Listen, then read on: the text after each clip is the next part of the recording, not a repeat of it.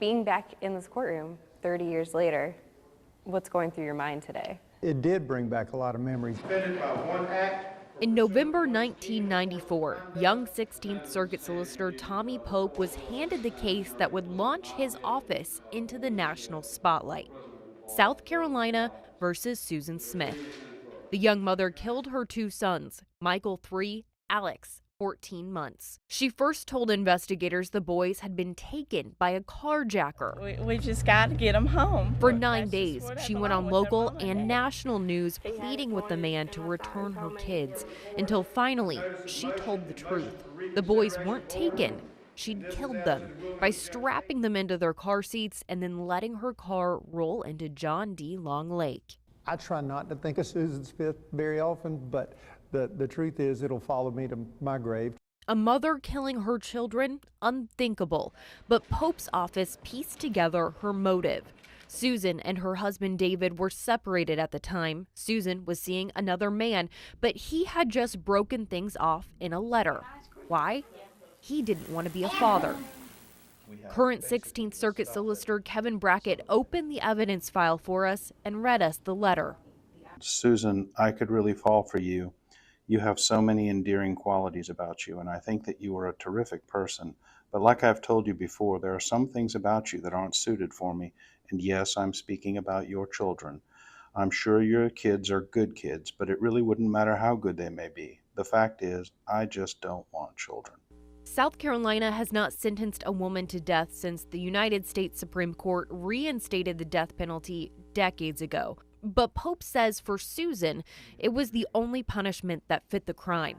He just had to convince a jury. In the penalty phase, you prove the nature of the crime too, and it's victim impact testimony. What did the victims suffer through? And in a lot of ways, David was my victim because he seemed solely focused on those kids and justice. There were no cameras allowed in court during the trial. We only have this video from a pre-trial hearing and an artist rendering of the actual proceedings. Pope says one of the moments that will always stay with him was when David took the stand. When he testified, it was so gut-wrenching.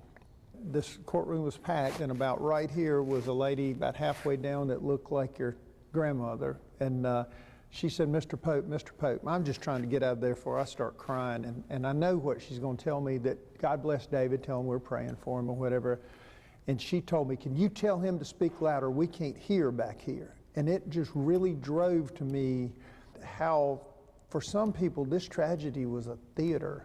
You know, it was an adventure, you know, and that compounded the negativity. I had just seen the biggest outpouring of humanity, you know, from a victim, and she wanted the volume turned up. Susan's defense attorneys told the jury she'd been sexually abused by her stepfather, and when she went to the lake with the boys, she intended to go into the water with them. The whole incident, they said, was a botched suicide. Pope says he's never bought that story. If she really had made a mistake and wanted to change it, she would at least shown up at that house wet. She would have shown up at that house not telling the carjacker story. She would have shown up at that house saying, I've done something horrible, I need help now. In the end, the jury decided against the death penalty and instead sentenced Susan to life in prison. But life didn't really mean life. That's why now, 30 years later, she's becoming eligible for parole. I think she shouldn't get out ever.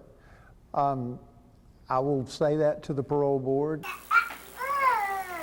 Justice has not totally been served in Michael and Alex's case, and I want to do what I can to continue to see that done.